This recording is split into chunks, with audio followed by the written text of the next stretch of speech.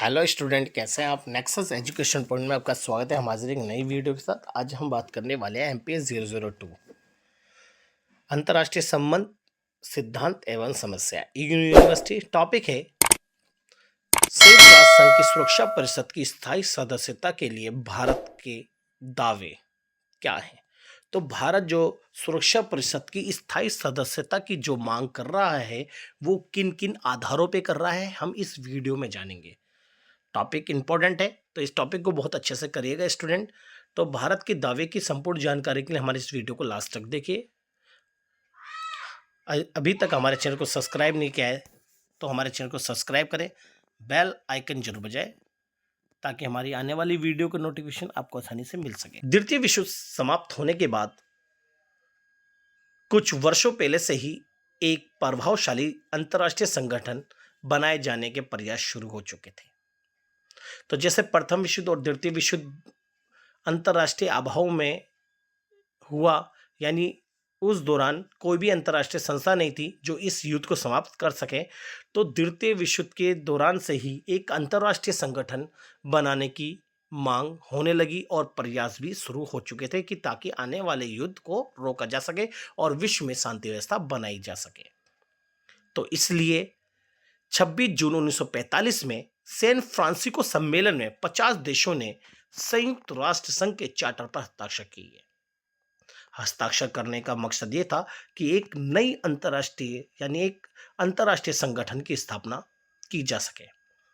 परंतु पोलैंड को इस पर हस्ताक्षर करने की अनुमति नहीं थी, लेकिन आपसी बातचीत के द्वारा 15 अक्टूबर 1945 में पोलैंड को हस्ताक्षर करने की अनुमति दी गई। इस प्रकार संयुक्त राष्ट्र संघ की स्थापना 51 देशों ने की। आज वर्तमान में इस संयुक्त राष्ट्र संघ के 193 देश हैं और ये अंतर्राष्ट्रीय संगठन विश्व में शांति व्यवस्था और आने वाले युद्धों को और दो देशों के अंदर जो विवाद है उस विवाद को समाप्त करने के लिए संगठन की स्थापना की।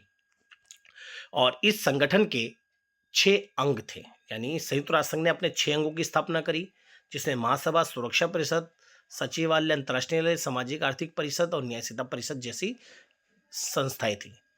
तो सुरक्षा परिषद संयुक्त राष्ट्र संघ का सबसे महत्वपूर्ण और शक्तिशाली अंग है और इसे हम कह सकते हैं सैन्य शक्ति के रूप में भी प्रदर्शित किया जा सकता है, क्योंकि संयुक्त राष्ट्र संघ का सैन्य अंग भी माना जाता है।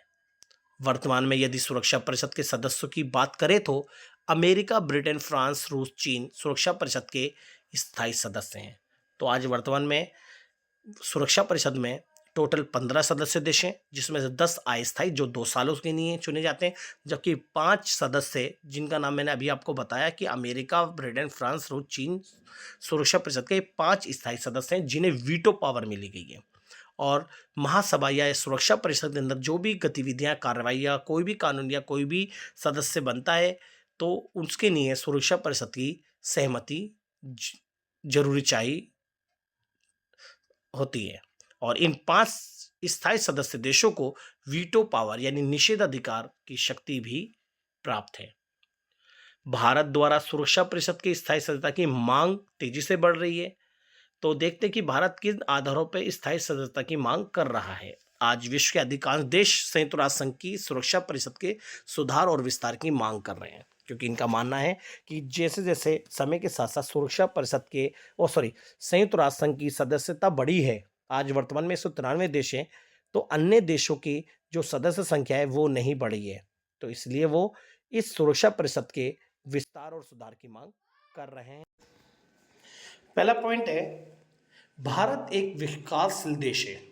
भारत का क्षेत्रफल की दृष्टि से विश्व में 7वां स्थान है, जिसके कारण भारत एक विकासशील देश है। इसके आधार पर भारत सुरक्षा परिषद की स्थायी सदस्यता की मांग कर रहा है। तो स्टूडेंट, भारत एक विकासशील देश, और अगर हम क्षेत्रफल की दृष्टि से देखें तो भारत 7वां सबसे बड़ा देश है, जिसके आधार पर भारत सुरक्षा परिषद की स्थायी सदस्यता की मांग कर रहा है। सेकंड है, भारत की स्थायी सदस्यता की मांग करने का दूसरा दावा, लगभग 140 करोड़ से अधिक जनसंख्या के साथ भारत विश्व का दूसरा सबसे बड़ा देश है। तो बच्चों, यहाँ पर 140 करोड़ जनसंख्या निवास करती है और जनसंख्या के लिहाज से भारत विश्व का सबसे बड़ा दूसरा देश है, विश्व की संपूर्ण जनसंख्या का 17% भाग भारत में निवास करता है। तो भारत इस आधार पर सुरक्षा परिषद की स्थायी सदस्यता की मांग कर रहा है। थर्ड है, भारत में मई 1998 में परमाणु सफल परीक्षण करके भारत को एक परमाणु संपन्न देश घोषित किया।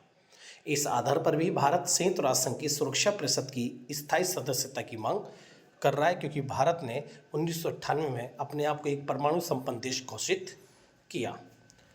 नेक्स्ट है, सुरक्षा परिषद में विकासशील देशों का कोई प्रतिनिधित्व नहीं करता, यानी सुरक्षा परिषद के जितने भी देश हैं उसमें कोई भी विकासशील देश उसका सदस्य नहीं है। इसलिए भारत सुरक्षा परिषद की स्थायी सदस्यता की मांग कर रहा है, ताकि सुरक्षा परिषद में विकासशील देशों का कोई प्रतिनिधित्व बन सके। नेक्स्ट है, भारत सबसे बड़ा लोकतांत्रिक देश है और मानवाधिकार का सबसे बड़ा समर्थक देश भी है, जिसके आधार पर भारत को यूएनओ की सुरक्षा परिषद की स्थायी सदस्यता की मांग कर रहा है। तो भारत ये कहता है कि भारत सबसे बड़ा लोकतांत्रिक देश है, ये में कोई दोहराई नहीं है, और भारत मानवाधिकार का सम्मान करता है। तो इन दो आधारों पर भारत सुरक्षा परिषद की स्थायी सदस्यता की मांग कर रहा है। नेक्स्ट है, भारत संयुक्त राष्ट्र संघ के बजट में नियमित रूप से योगदान देता है, इसलिए भारत यूएनओ की सुरक्षा परिषद की स्थायी सदस्यता की मांग कर रहा है। नेक्स्ट है, भारत के पास विश्व की सबसे बड़ी सेना है। भारत की शक्ति थल, जल, वायु सेना के आधार पर बड़ी है, क्योंकि भारत के पास 3 प्रकार की सेना है, जल, थल, वायु। इस आधार पर भारत एक शांति प्रिय देश भी है। इस आधार पर भारत सुरक्षा परिषद के स्थायी सदस्यता की मांग कर रहा है। तो हमने जो बिंदु पढ़े वो भारत के दावे की है कि भारत जो संयुक्त राष्ट्र संघ की सुरक्षा परिषद की स्थायी सदस्यता की मांग का जो दावा पेश कर रहा है वो ये है। आप इस टॉपिक को बहुत अच्छे से कर लीजिएगा। अगर आपने हमारे चैनल को सब्सक्राइब नहीं किया तो हमारे चैनल को सब्सक्राइब करें, बेल आइकन जरूर बजाएं, ताकि हमारी आने वाली वीडियो का नोटिफिकेशन आपको आसानी से मिल सके। लाइक, कमेंट, शेयर करना ना भूलें।